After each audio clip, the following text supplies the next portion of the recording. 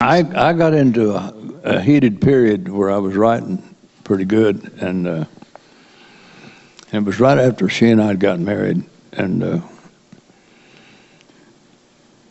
if I even indicated that I was going to write, well, she was there with a pad and a pen, and she didn't miss anything, you know. And there wouldn't have been no Mama Tried or Working Man Blues if it wouldn't have been for her. She took those words down at the right time. You know, we and I think it was 68 we got, or 69, we had 6 BMI awards that year. And she took down the songs, each one of them, she took them down.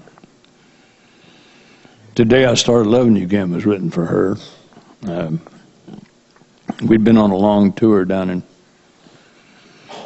in Texas. We'd been down there 90-something days, and we got a week off, and then we had to come back and do 45 more days. And we took this week off. We flew home, and we were in the L.A. airport, and I said, we hadn't had much time to say hello, talking to her. I said, today I started loving you again. Had time to start loving you again. And she said, what an idea for a song.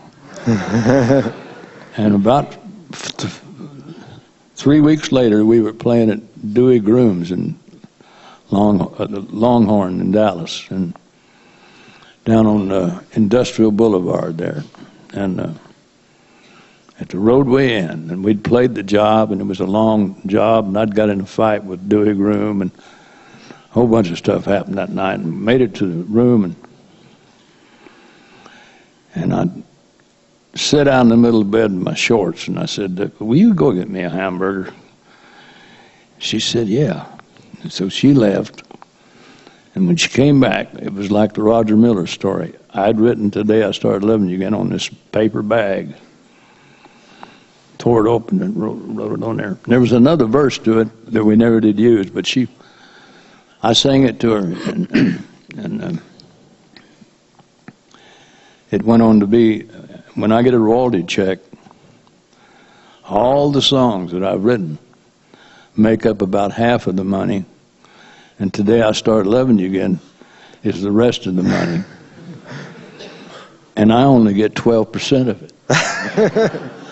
I'd written it for her, so I gave her half of it to begin with. And then we got our divorce. She got another half. My children all identify with her, and they loved her an awful lot, as we did. We still, after we were divorced, we realized we wasn't supposed to be married.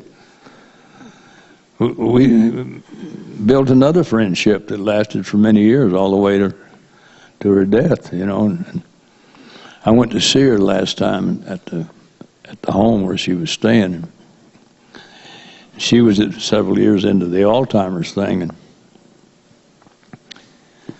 she grabbed me by the arm, and and there's some other people with us. She said, I got to take you down to my room.